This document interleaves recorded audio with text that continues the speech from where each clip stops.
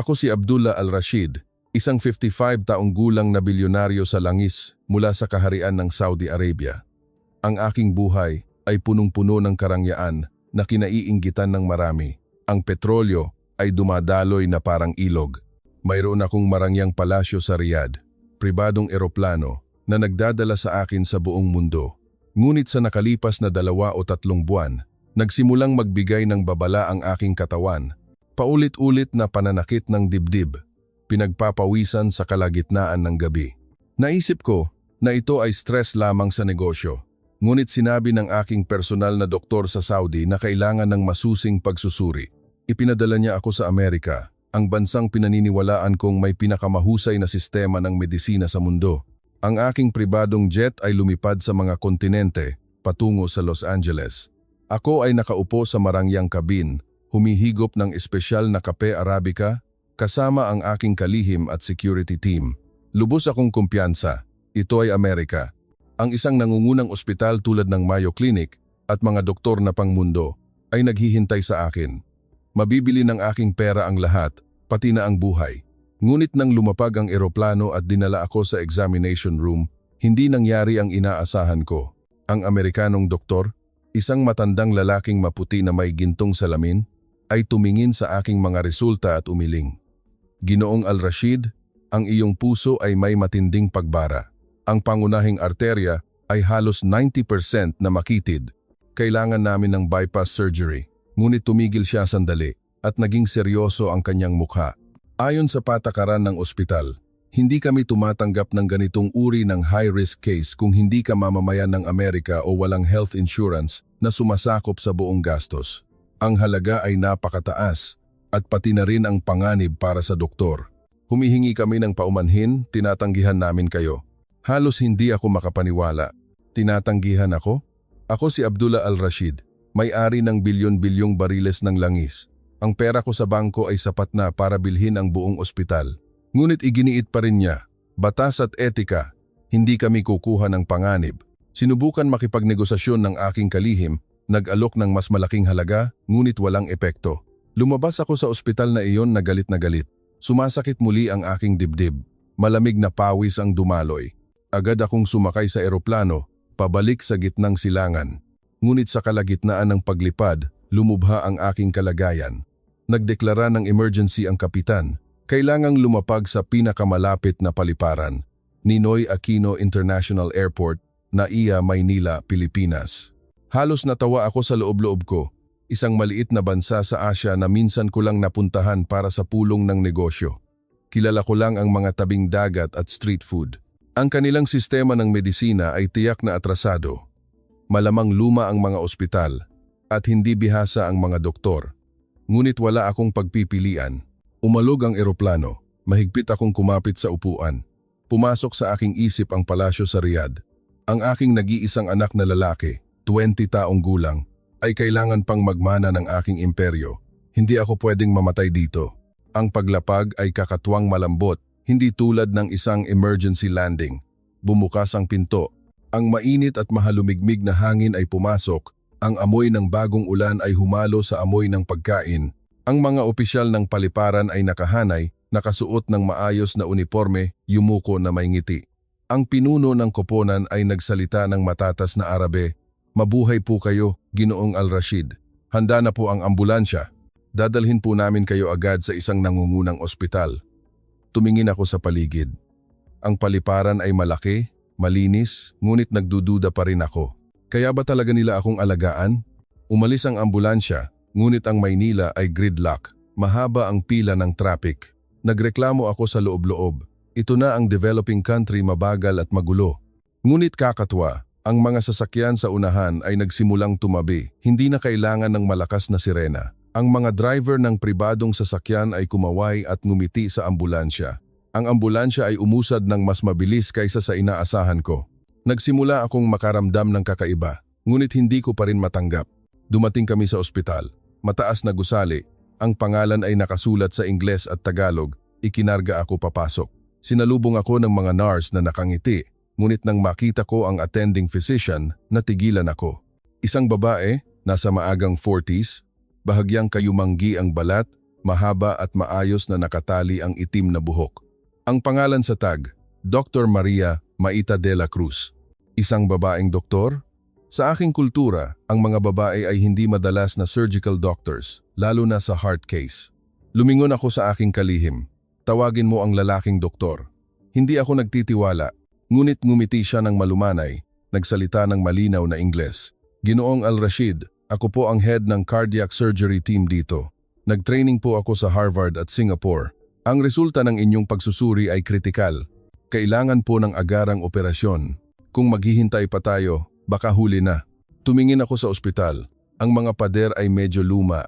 Ang mga kagamitan ay hindi mukhang high-tech tulad sa Amerika. Umiling ako. Hindi, babalik ako sa Saudi. Ngunit sumakit ng matindi ang aking dibdib. Ako ay natumba. Nang magising ako ay nasa ICU. May nakasaksak na dextrose sa aking braso. Amoy antiseptic. Malambot ang ilaw. Naririnig ang tunog ng heart monitor na TikTok. Nakaupo si Dr. De la Cruz sa tabi ng kama. May hawak na tablet. Gising na po kayo, Ginoo. Masayang-masaya ako. Binigyan namin kayo ng pampalabnaw ng dugo pansamantala. Ngunit kailangan po ng operasyon bukas. Ipinaliwanag ko po sa inyo. Tiningnan ko siya. Nagdududa pa rin. Ngunit sa loob-loob ko, nagsisimula akong mag-alala. Bakit ako tinanggihan ng Amerika? Ngunit tinanggap ako rito. Noong gabing iyon, nakahiga ako, nakatingin sa kisame.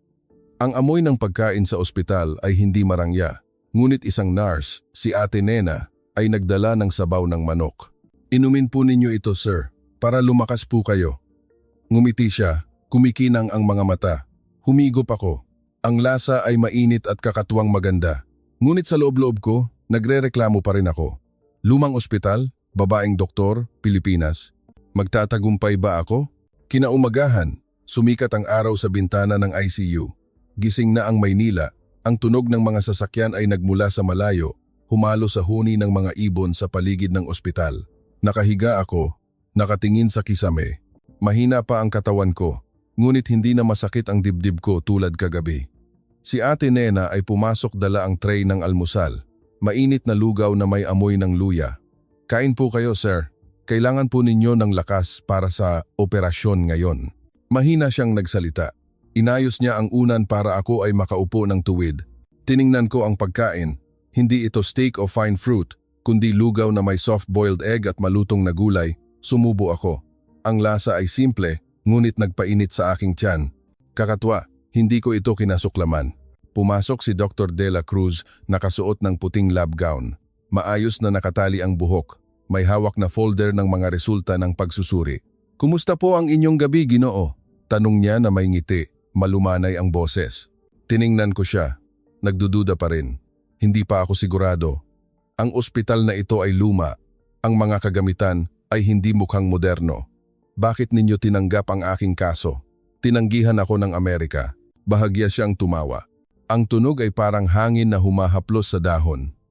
Ginoo, hindi po ito ang pinakamarangyang ospital sa mundo, ngunit hindi po namin tinatanggihan ang pasyente dahil sa pera o panganib. Mayroon po kaming team na laging handa. Binuksan niya ang tablet, ipinakita ang scan ng aking puso. Ang arterya ay makitid na makitid, kulay pula. Nakikita po ba ninyo? Ang dugo ay namuo. Kung masyadong matagal ang operasyon, maaari itong pumutok. Gagamitin po namin ang balloon angioplasty technique, palalawakin ang daluyan ng dugo at maglalagay ng stent. Aabutin lamang po ng 3 minuto, ngunit kailangan ng matinding pagkaeksakto. 13 minuto? Kumunot ang aking noo. Ilang beses mo nang nagawa ang ganitong kaso, doktor? Ikaw ay babae, at sa aking bansa, ang mga malalaking kaso ay dapat na lalaking doktor. Hindi siya nagalit, ngumiti lamang siya. Nagawa ko na po ang katulad na kaso ng higit sa 100 beses. Nagtraining po ako sa Amerika at Europa. Ngunit dito, inuuna namin ang teamwork, hindi kasarian. Magtiwala po kayo sa akin. Ako ay tumahimik. Tumingin ako sa paligid ng silid. Ang heart monitor ay tumutunog TikTok. Ang screen ay nagpapakita ng graph ng puso. Mukhang moderno, ngunit ang pader ng silid ay may maliliit na lamat. Ang sahig ay lumang tiles. Nagreklamo ako sa loob-loob. Ito na ang developing country. Ang mga kagamitan ay hindi bago, kulang ang karanasan ng doktor. Ngunit ang aking kalihim ay pumasok at bumulong. Sir, sinuri ko po. Ang ospital na ito ay kabilang sa mga nangunguna sa Asia sa larangan ng puso. Ang survival rate ay higit sa 95%. Umiling ako, hindi pa rin naniniwala. Pumasok ang medical team para maghanda. Nag-inject ng sedative ang nurse. Nagsimula akong antukin. Ang palasyo sa Riyadh ay muling pumasok sa aking isip. Ang aking anak, ano ang mangyayari sa kanya kung ako ay mamatay? Ang amoy ng anesthesia ay humalo sa hangin. Nilamon ako ng dilim. Nang magising akong muli, ako ay nasa recovery room. Malambot ang ilaw, mahina ang tunog ng ventilator. Si Dr. De La Cruz ay nakaupo sa tabi ng kama. May malalaking butil ng pawis sa kanyang noo, ngunit malawak ang ngiti. Tagumpay po, Ginoo. 12.5 minuto. Ang daluyan ng dugo ay ganap ng lumawak. Ang stent ay nasa perpektong posisyon. Ligtas na po kayo. Tiningnan ko siya, nalilito. Totoo ba? Hindi ako nakakaramdam ng sakit, tumawa siya. Epekto po ng gamot, sir. Ngunit ang inyong puso ay normal na ang tibok. Binuksan niya ang tablet, ipinakita ang mga larawan bago at pagkatapos ng operasyon. Ang makitid na daluyan ng dugo ay maluwag na ngayon. Ang dugo ay dumadaloy ng maayos. Halos hindi ako makapaniwala. Ikaw lang ba ang gumawa ng operasyon? Umiling siya.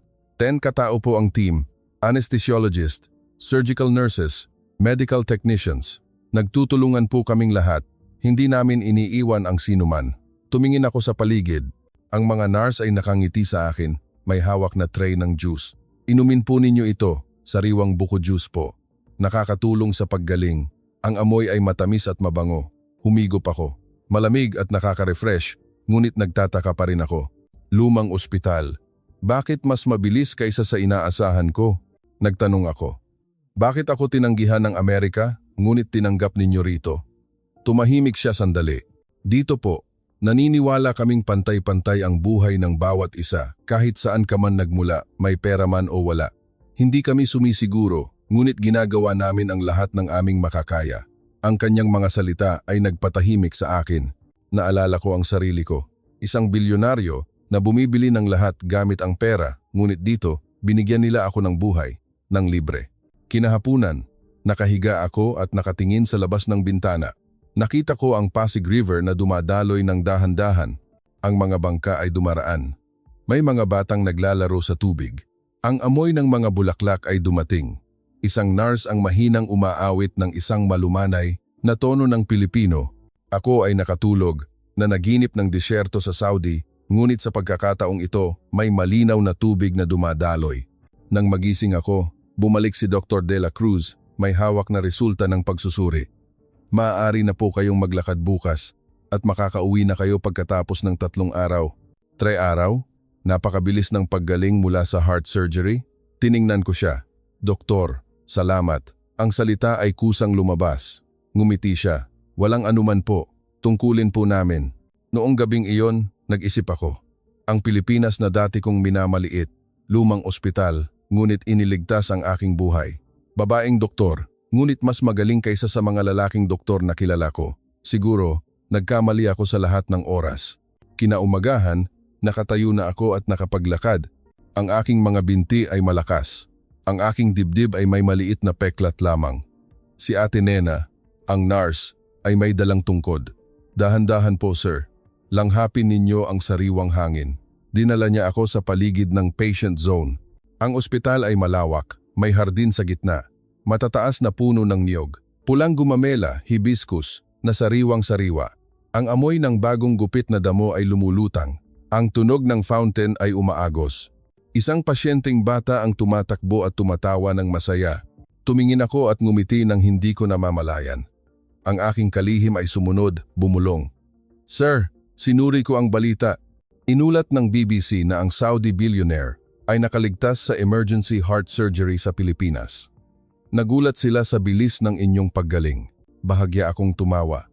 Oo, ako mismo ay nagulat. Ngunit nagsimula akong magtanong sa sarili ko. Bakit ko naisip na atrasado ang lugar na ito? Ang gusali ay medyo luma, ngunit malinis. Ang sahig ay makintab. Ang aircon ay malamig. Ang lahat ng mga nurse ay nakangiti. Hindi tulad ng mga ospital sa Europa na napuntahan ko, na malamig tulad ng isang makina. Lumapit si Dr. De La Cruz, may hawak na baso ng herbal na inumin. Inumin po ninyo ito, dahon ng pandan na pinakuluan sa luya. Nakakatulong sa daloy ng dugo. Ang amoy ay mabango. Humigop ako. Matamis at malamig. Doktor, ikuwento mo sa akin. Bakit naiiba ang ospital na ito? Umupo siya sa tabi ko, nakatingin sa hardin. 20 taon na ang nakalipas. Napakalayo pa ng Pilipinas sa mundo. Lumang mga ospital ng gobyerno, kulang sa doktor. Ngunit nagsimula kaming mamuhunan sa mga tao. Nagpadala kami ng mga doktor para mag-training sa ibang bansa. Nagdala ng teknolohiya, ngunit ang pinakamahalaga, hindi namin iniiwan ang sinuman. Mayaman man o mahirap ang pasyente, dayuhan man o Pilipino, pantay-pantay ang paggamot. Nagpatuloy siya sa isang malambot na boses. Nag-training ako sa Amerika. Nakita ko ang mga kaso na tinanggihan dahil sa pera. Dito, wala nito. Mayroon kaming universal healthcare system. Tumutulong ang gobyerno. Ang mga pribadong ospital ay nakikipagtulungan din. Ako ay natahimik. Naalala ko ang sarili ko sa Saudi. Ang mga mayayaman tulad ko ay may mararangyang ospital. Ngunit paano naman ang mga mahihirap? Hindi ko pinansin noon. Ngunit ngayon, nakakaramdam ako ng kakaiba sa aking dibdib. Kinahapunan, naglakad ako sa maliit na conference room. Ang medical team ay nakaupo isang batang doktor, mga nurse, medical technicians. Ipinaliwanag nila ang proseso ng operasyon gamit ang 3D images sa tablet na nagpapakita ng aking puso. Ito ay umiikot. Nakita po ba ninyo? Inilagay namin ang stent dito. Maganda na ang daloy ng dugo. Nagtanong ako, bago ba ang kagamitan? Ngumiti ang batang doktor. Hindi po lahat, sir. Ngunit inaalagaan po namin ng mabuti. At ang aming team ay tumpak. Nakatulong na kami sa mga pasyente mula sa buong mundo. Tiningnan ko ang kanyang mukha. Isang binata na hindi hihigit sa 30 taong gulang, ngunit ang kanyang mga mata ay kumikinang, punong-puno ng pagmamahal. Kinagabihan, umupo ako sa balkonahe, nakatingin sa paglubog ng araw. Ang kulay kahel ginto ay sumasalamin sa ilog. Isang bangka ang dumaan. Ang watawat ng Pilipinas ay kumakaway. Ang amoy ng pagkain mula sa kantin ay dumating. Sinigang na hipon, maasim at maanghang. Nag-order ako para tikman. Maanghang, ngunit nagbigay buhay sa akin. Nagtanong ang kalihim, luluwas po ba kayo bukas? Umiling ako. Isang araw pa, gusto kong makasiguro. Noong gabing iyon, nanaginip ako ng disyerto. Ngunit sa pagkakataong ito, may mga luntiang puno na tumubo sa gitna ng buhangin. Ang mga ugat ay malalim, umiinom ng tubig mula sa ilalim. Nagising ako na nakangiti. Marahil ang Pilipinas ay hindi lamang isang daanan, kundi isang bagong simula. Kinaumagahan, dumating si Dr. De La Cruz na may magandang balita. Normal po ang inyong resulta. Malakas na po kayo. Makakauwi na po kayo bukas. Tiningnan ko siya. Doktor, nagkamali ako sa lahat ng oras. Akala ko atrasado ang lugar na ito. Ngunit sa katunayan, ang puso ng lugar na ito ay mas malakas kaysa sa iba. Ngumiti siya, kumikinang ang mga mata. Salamat po. Ngunit kailangan din po ninyong alagaan ang inyong sarili. Kumain ng mas kaunti. Mag-ehersisyo. Tumawa ako. Susundin ko ang lahat ng sinabi ng doktor. Bago umalis sa ospital, naglakad ako para magpasalamat sa team. Niyakap ko si Ate Nena. Nagbigay ng tip sa batang doktor. Ngunit tumanggi si Dr. De La Cruz. Huwag po. Tungkulin po namin. Iginiit ko. Kahit papaano, hayaan ninyo akong tulungan ang ospital na bumili ng bagong kagamitan. Ngumiti siya. Sige po, ngunit tulungan din po ninyo ang ibang pasyente. Sumakay ako sa kotse, nakatingin sa lumang ospital, ngunit sa aking puso, ito ang pinakamaganda. Ang kotse ay umalis. Ang Maynila ay magulo, ngunit punong-puno ng buhay. Ako ay bumulong. Hindi ako makapaniwala. Dinala ako ng taxi palabas ng ospital patungo sa isang marangyang hotel sa gitna ng Maynila. Nag-book ang kalihim ng isang suite na may tanawin ng Pasig River. Ngunit sa daan, umabot kami sa matinding traffic muli. Tumingin ako sa labas ng bintana. Ang mga motorcycle ay nagsisingitan. Ang mga tao ay tumatawid sa kalsada. Ang amoy ng usok ng tambutso ay humalo sa amoy ng street food mabango na pansit. Nagreklamo ako ng mahina. Ang Maynila ay magulo talaga. Maliit ang kalsada, maraming sasakyan. Bakit hindi sila gumawa ng mas maraming expressway?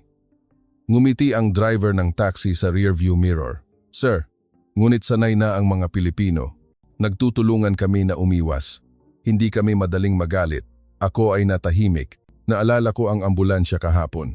Ang lahat ng sasakyan ay tumabi nang hindi kailangan ng busina. Nang dumating kami sa hotel, yumuko ang receptionist. Maligayang pagdating po, Ginoong Al-Rashid. Nag-ayos po kami ng isang espesyal na silid. Mayroon din po kaming doktor na residente ng hotel. Ang silid ay malawak, malambot ang kama, maganda ang tanawin ng ilog. Ang ilaw mula sa Jones Bridge ay sumasalamin sa tubig. Umupo ako. Binuksan ang telepono. Ang balita ng BBC ay lumabas. Saudi billionaire. Ligtas sa Pilipinas. Babaeng doktor. Gumawa ng himala sa 13 minuto. Ang mga komento ay nagbaha. Hindi ka panipaniwala. Napakagaling ng Pilipinas. Tinanggihan ng Amerika, ngunit tinanggap ng Pilipinas. Ngumiti ako, ngunit nagdududa pa rin. Tumawag ako sa aking anak sa Riyadh. Tay, masaya ako na ligtas ka. Ang balita ay kumalat na. Ikwinento ko sa kanya. Kakaiba rito, luma ang ospital, ngunit nailigtas nila ang buhay ko. Tumawa siya. Sabi mo noon, dagat lang ang mayroon sa Pilipinas. Nagbago na ang isip mo, tay. Oo. Kinahapunan, nagpahinga ako. Ngunit hindi mapakali ang aking puso. Gusto kong malaman pa. Tinawag ko ang kalihim na dalhin ako pabalik sa ospital. Gusto kong makita ang behind the scenes. Nagulat siya. Sir, kalalabas ninyo lang. Magpahinga muna kayo. Ngunit iginiit ko, ang kotse ay bumalik. Sa pagkakataong ito, hindi kami na traffic dahil alam ng driver ang shortcut. Nang dumating kami sa ospital, si Dr. De La Cruz ay nagpupulong kasama ang team. Nakita niya ako, ngumiti ng malawak. Bumalik po kayo? May nararamdaman po ba kayo? Umiling ako. Wala. Gusto ko lang magpasalamat at makita kung paano gumagana ang lugar na ito. Dinala niya ako sa lab room. Ang automated blood testing machine ay hindi bago, ngunit malinis. Ipinaliwanag ng isang batang medical technician, gumagamit po kami ng AI para tulungan sa pagsusuri ng data. Diretso sa doktor, mabilis at tumpak. Nagtanong ako, hindi ba nasisira ang mga lumang kagamitan? Ngumiti siya. Inaalagaan po namin ng mabuti at ang aming team ay magaling. Nakatulong na kami sa mga pasyente mula sa Europa na sinukuan ng mga doktor doon. Dinala niya ako sa operating room. Walang laman, maliwanag ang ilaw, makintab ang metal na operating table. Dito, hindi po kami naghihintay ng mamahaling kagamitan, ngunit nagsasanay kami ng husto. Mock case kami tuwing linggo. Naalala ko ang Amerika. Makabagong makina, ngunit tinanggihan ako. Luma rito, ngunit tinanggap ako. Kinagabihan, dinala niya ako para kumain sa kantin. Kare-kare at kanin, mura ang presyo, maanghang ang lasa. Ang mga nurse ay nakaupo, tumatawa ng masaya. Doktor, ang pasyenteng Saudi ay malakas na ngayon. Uuwi na bukas. Ngumiti siya. Nagtanong ako, hindi ba kayo napapagod, doktor? Matitinding kaso araw-araw? Umiling siya. Napapagod po. Ngunit kapag nakita ko ang pasyente na nakangiti, nawawala ang pagod. Bumalik sa hotel, nakaupo ako sa balkonahe. Nakatingin sa ilog, ang mga lantern ay lumulutang. Ang ilaw ng kandila ay kumikislap. Ang amoy ng insenso ay dumating. Ako ay bumulong.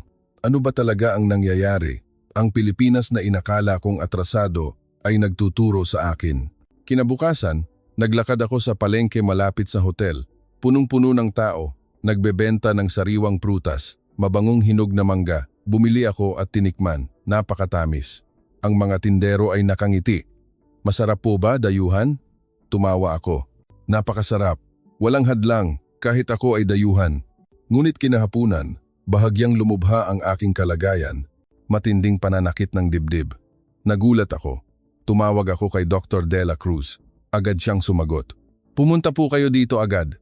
Ang kotse ay umusad. Sa pagkakataong ito, na-traffic muli, ngunit ang mga tao ay tumabi. Walang sirena, ngunit mabilis na umusad ang kotse. Nang dumating kami sa ospital, sinuri niya. Maliit na blood clot, ngunit kailangang ayusin ngayon. Emergency surgery muli. Ako ay namutla. Muli, tumango siya.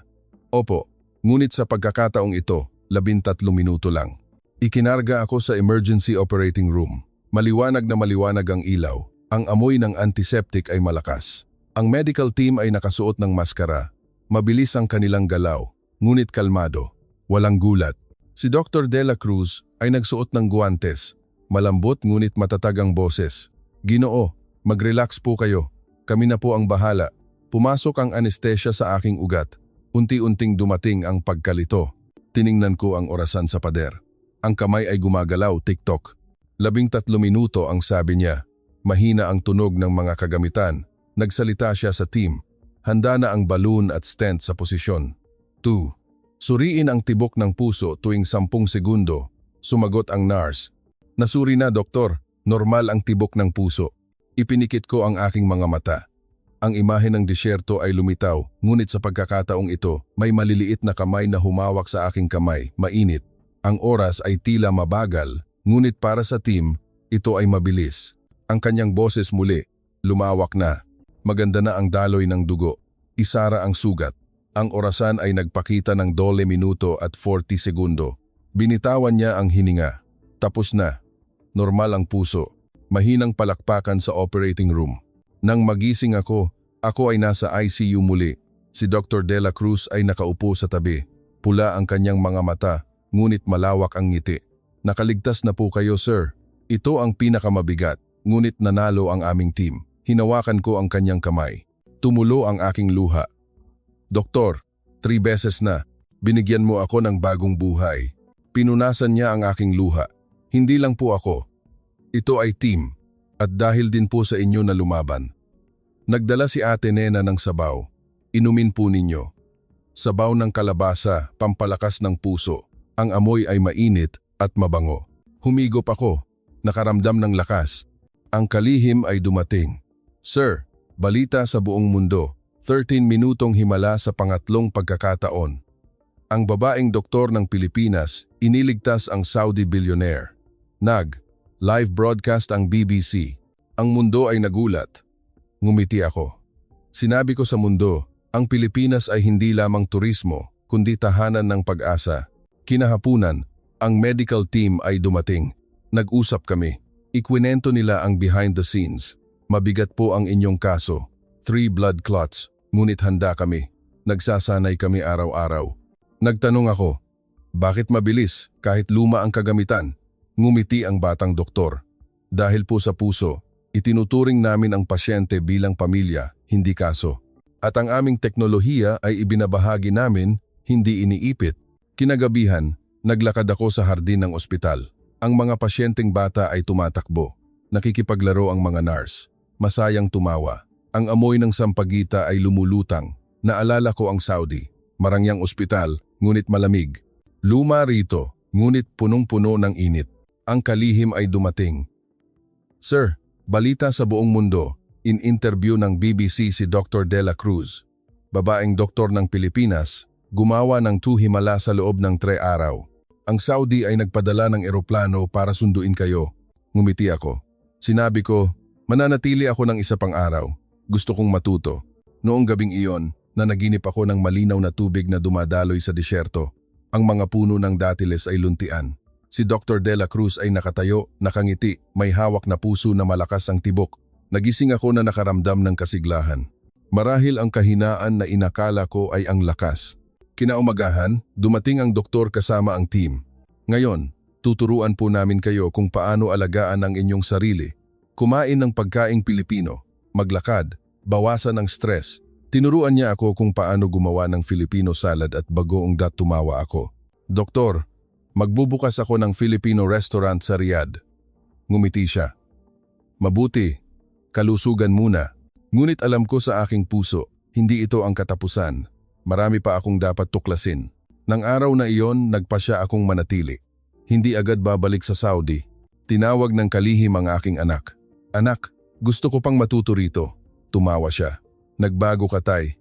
Mula sa pagmamaliit sa Pilipinas, ngayon ay gusto mo na." Ngumiti ako. "Oo, nagbago ako." Dinala ako ni Dr. De La Cruz sa ibang bahagi ng ospital. Ang pediatric ward. Maliliit na bata, nakahiga sa kama, may dextrose, ngunit nakangiti. Ang nurse ay umaawit ng lullaby sa tono ng Pilipino. Ang batang ito ay mula sa probinsya.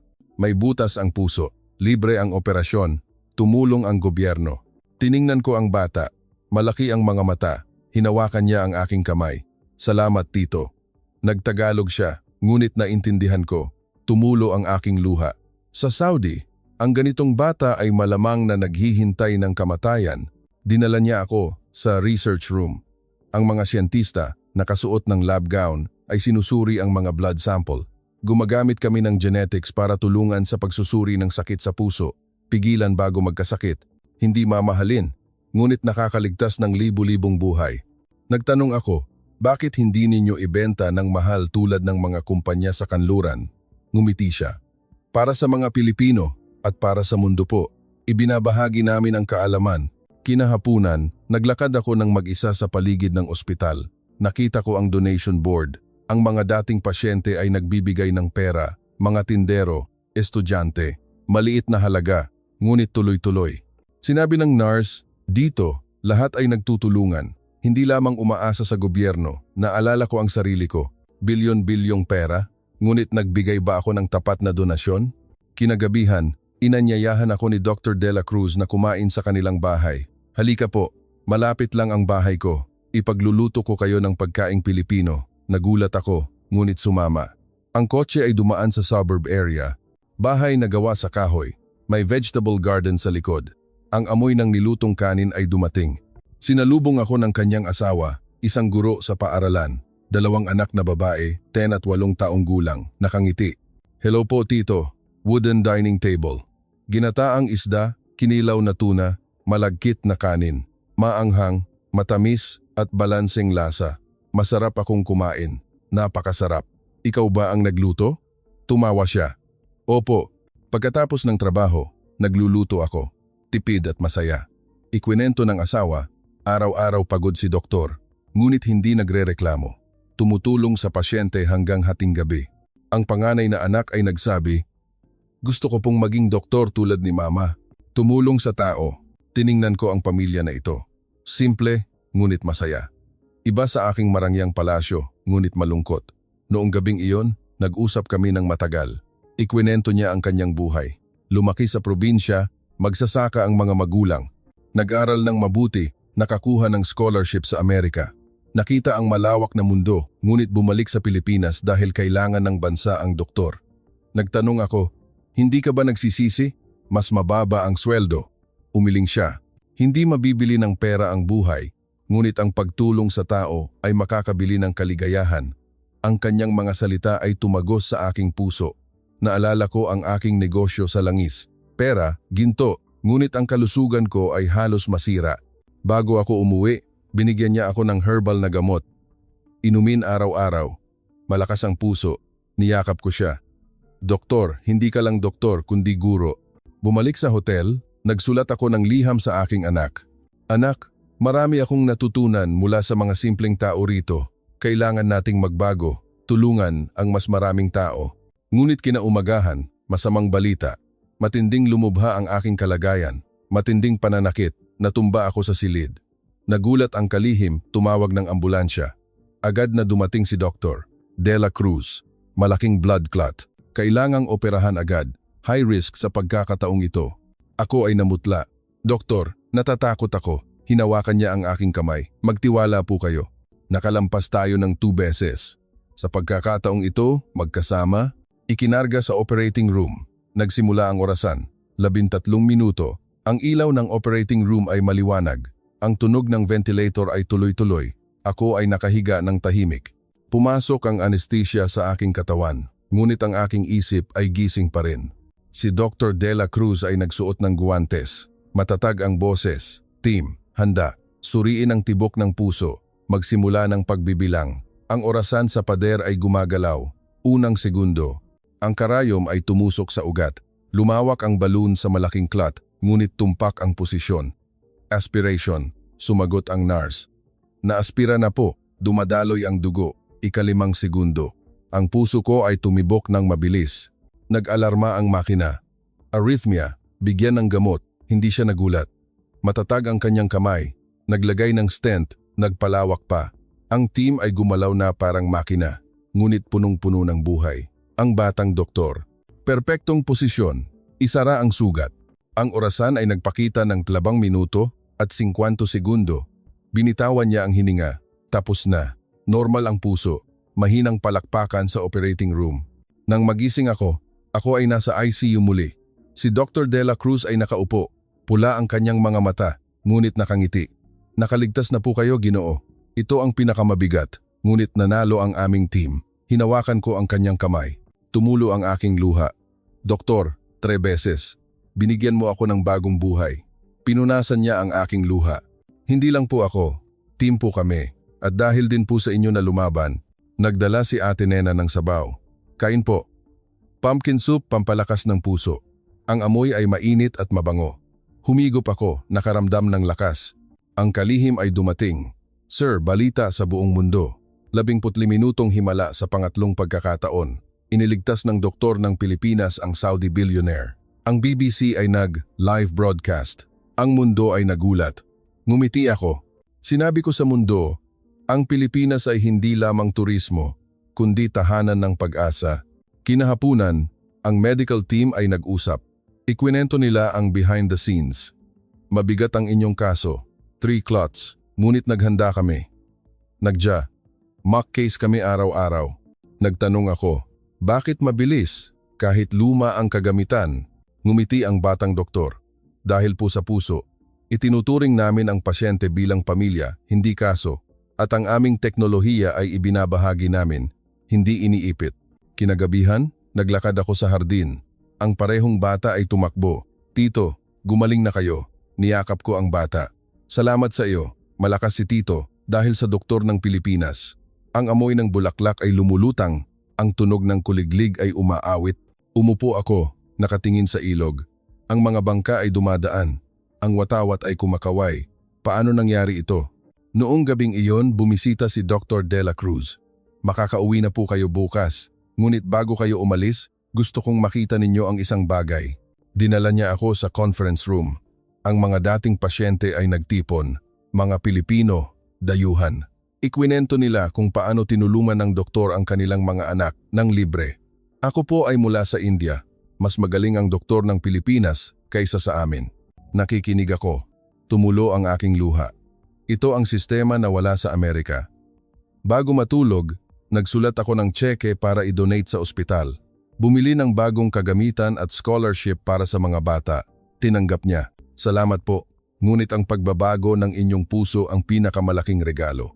Huling umaga sa ospital, niyakap ko ang team. Nagpasalamat.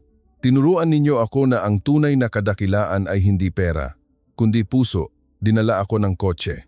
Tumingin ako pabalik sa lumang gusali, ngunit ito ay maliwanag na maliwanag. Isang kandila ang nagliyab sa aking puso. Ang eroplano ay naghihintay sa NAIA.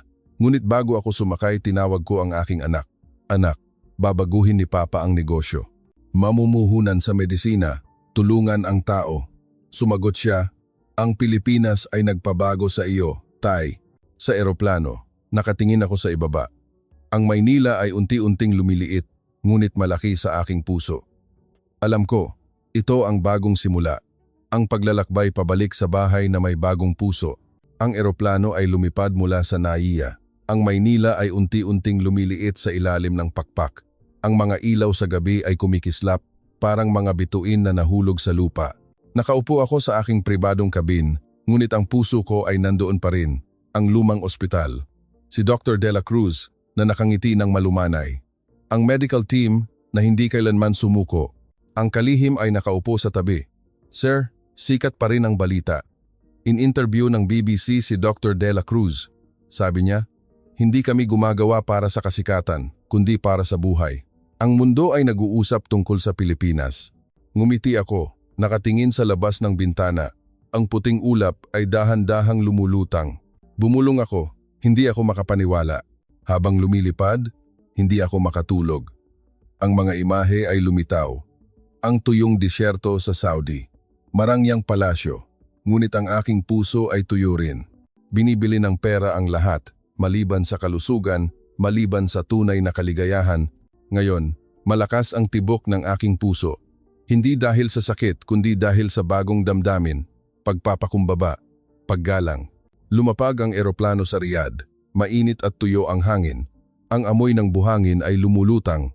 Sinalubong ako ng aking anak at pamilya. Niyakap ako ng mahigpit. Tay, masaya akong nakabalik ka. ikaw na ang magkuwento. Ikwinento ko ang lahat, mula sa emergency landing, sa lumang ospital, sa babaeng doktor, sa Himala. Nakikinig siya ng malaki ang mata. Sabi mo noon, atrasado ang Pilipinas, nagbago ka na talaga. Tumango ako. Oo anak, nagkamali si Papa. Ang kadakilaan ay hindi matataas na gusali, kundi ang puso ng tao. Noong gabing iyon, sa palasyo, nakaupo ako sa office. Tiningnan ko ang aking anak. Ang aking pamilya, matagal nang namatay ang aking asawa. Ang nag-iisang anak ko, ang oil empire. Ngunit dati akong nalulungkot.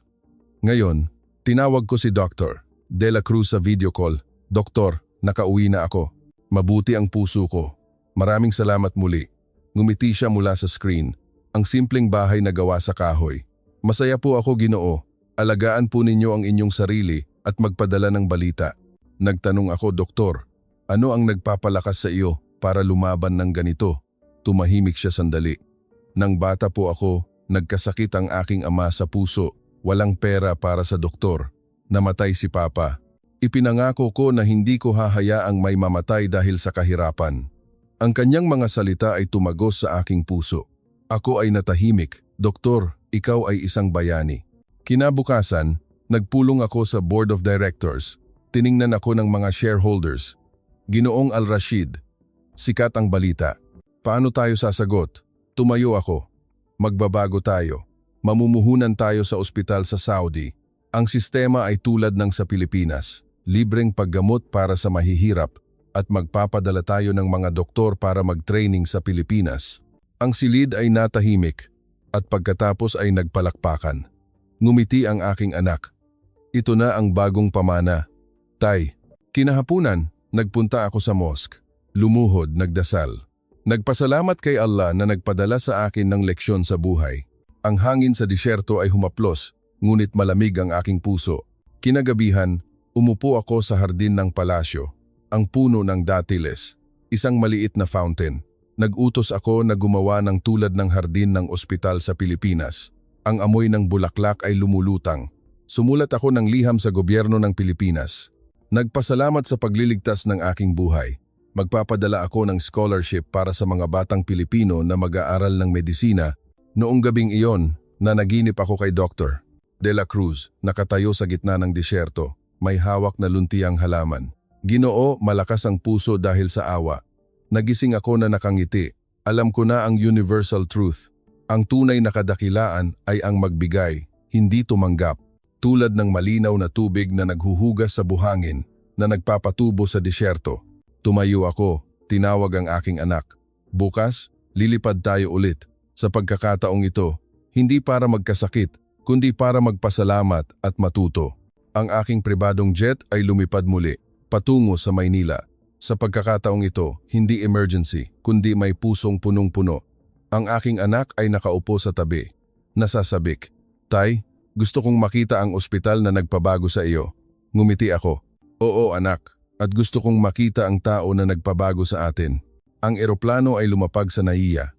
Sinalubong kami ng mga opisyal tulad ng dati, matatas sa Arabe. Dinala kami ng limusin sa ospital. Naghihintay si Dr. De La Cruz, malawak ang ngiti. Niyakap niya ako ng mahina. Maligayang pagbabalik, Ginoo. Malakas po kayo ano? Tumawa ako. Napakaganda. Salamat, Doktor. Dinala niya kami sa parehong ospital. Ngunit sa pagkakataong ito, iba ang nakita ko. Lumang pader, ngunit malinis. Ang mga nurse ay nakangiti. Ang mga bata ay tumatakbo. Ibinigay ko ang malaking tseke para sa bagong kagamitan at scholarship ng mga bata. Tinanggap niya. Kumikinang ang mga mata. Salamat po. Ngunit ang inyong pagdating ang inspirasyon namin. Ang medical team ay nagtipon. Nagpalakpakan. Ikwinento ko sa kanila. Sa Saudi, gagawa kami ng ganitong ospital. Magpapadala ng mga doktor para mag-training. Magbahagi ng kaalaman. Thumbs up ang batang doktor. Masaya po kami. Matuto tayo sa isa't isa. Kinahapunan, dinala kami ng doktor sa kanyang bahay. Ang parehong pamilya. Nagluto ang asawa. Ang mga anak na babae ay umawit ng welcome song. Wooden table, adobo, sinigang. Ang aking anak ay masarap kumain. Napakasarap, Tay. Gusto kong mag-aral dito. Tiningnan ko ang aking anak. Oo anak, mag-aral ng medisina. Tumulong sa tao, tulad ng doktor. Kinagabihan, umupo kami sa gilid ng Pasig River, sa bahay ng doktor. Ang ilaw ng kandila ay lumulutang, ang amoy ng insenso ay humina. Ikwinento niya, Ginoo, ang buhay ay koneksyon, hindi paghihiwalay. Ang puso natin ay tumitibok dahil sa dugo. Ang dugo ay dumadaloy dahil sa mga ugat. Ang mga ugat ay konektado, ang tao ay ganoon din. Ako ay natahimik. Naalala ko ang disyerto. Dati tuyo, ngunit kung may tubig, ito ay magiging luntian. Doktor, tinuruan mo ako na ang awa ang tubig na naghuhugas sa kayabangan. Noong gabing iyon, nag-usap kami ng aking anak. Inakala ni Papa noon na pera ang lahat, ngunit ngayon, alam ko, ang puso ng tao ang mas mahalaga. Babaguhin natin ang kumpanya. Mamumuhunan sa kalusugan, hindi lang sa langis, tumango siya. Handa ako, Tay. Nagtuturo sa atin ang Pilipinas. Lumaki tayo ng magkasama. Bago matulog, tiningnan ko ang North Star sa Maynila. Parehong bituin sa Riyadh, ngunit mas maliwanag dahil maliwanag ang aking puso. Kinabukasan, nagpunta ako sa Quiapo Church. Sumikat ang araw sa dome. Ang amoy ng insenso ay lumulutang. Ang mga tao ay nagdarasal, tahimik. Nag-meditate ako sa unang pagkakataon. Ang aking isip ay kalmado. Hindi iniisip ang negosyo. Nag-iisip lamang ng pasasalamat. Kinahapunan, nagpunta ako sa palengke. Bumili ng mga souvenir, silk, pampalasa. Ang mga tindero ay ngumiti. Salamat sa pagdating muli. Marami akong binili para sa aking pamilya. Kinagabihan, inanyayahan ako ng doktor na mag-floating lantern sa Pasig River. Banana leaf lantern, bulaklak, kandila. Inilutang ko. Nagdasal ako na ang lahat ng puso ay maging malakas sa awa. Ang lantern ay lumutang. Ang ilaw ay kumikislap, nawala sa agos. Huling gabi, nag-usap kami ng matagal. Doktor, uuwi ako, ngunit ang puso ko ay nandoon pa rin. Ngumiti siya. Nagbago ang puso ninyo. Nagbago ang mundo. Huling umaga, naya muli. Ngunit sa pagkakataong ito, nakatayo ako ng tuwid sa departure area, nakatingin sa malaking malinis na paliparan. Yumuko ang mga opisyal, nakangiti. Si Dr. De La Cruz ay naghatid sa akin. Ang medical team. Si Ate Nena. Ang parehong pasyenteng bata may hawak na bulaklak. Tito, mag-ingat po kayo. Niyakap ko ang bata. Tumulo ang aking luha. Babalik si Tito. Dadalhin ko ang aking apo para mag-aral. Nagbigay ako ng regalo. Herbal na gamot ng Pilipinas. Silk sa team. Salamat sa pagbibigay ng bagong buhay. Tinanggap niya. Kayo ay pamilya na namin. Niyakap ng aking anak ang doktor. Salamat sa pagtulong kay Papa. Mag-aaral ako ng medisina. Magte, training ako rito. Ngumiti siya. Maligayang pagdating. Kailangan ng mundo ng mga mababait na doktor. Bago sumakay sa eroplano, lumingon ako sa Pilipinas. Ang Maynila ay magulo, ngunit punong-puno ng buhay. Ang Pasig River ay dumadaloy ng dahan-dahan, parang ugat ng dugo na nagkokonekta sa lahat. Sa eroplano, nagsulat ako ng journal. Mula sa mayabang na bilyonaryo patungo sa mapagpakumbabang tao. Tinuruan ako ng Pilipinas na ang kadakilaan ay ang magbigay ng buhay, hindi mag-ipon ng kayamanan. Ang puso na dati ay barado ay maluwag na ngayon dahil sa awa. Ang eroplano ay lumipad. Ang Pilipinas ay lumiliit, ngunit malaki sa aking puso. Nang dumating kami sa Riyadh, ipinahayag ko. Ang Al Rashid Company ay mamumuhunan sa ospital ng Pilipinas. Magtatayo ng branch sa Saudi. Libreng paggamot para sa mahihirap. Magpadala ng mga doktor para magpalitan ng kaalaman. Nagbaha ang media, ngunit ngumiti ako.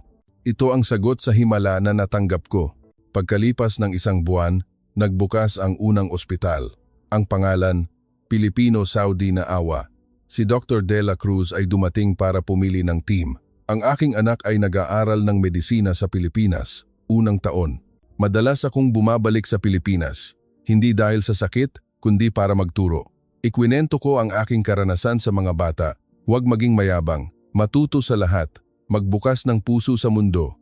Isang gabi, umupo ako sa disyerto, nakatingin sa mga bituin, tulad ng Maynila. Naglutang ako ng lantern sa aking puso. Nagpasalamat sa Pilipinas na naghugas sa kadiliman ng ilaw ng awa. Nagsimula ang bagong buhay. Mula sa emergency landing patungo sa pagbibigay. Ang aking puso ay hindi sa akin lamang, kundi sa lahat ng itinuro sa akin ng Pilipinas. Marahil ang himala ay hindi 30 minuto, kundi ang pagbabago ng puso magpakailanman.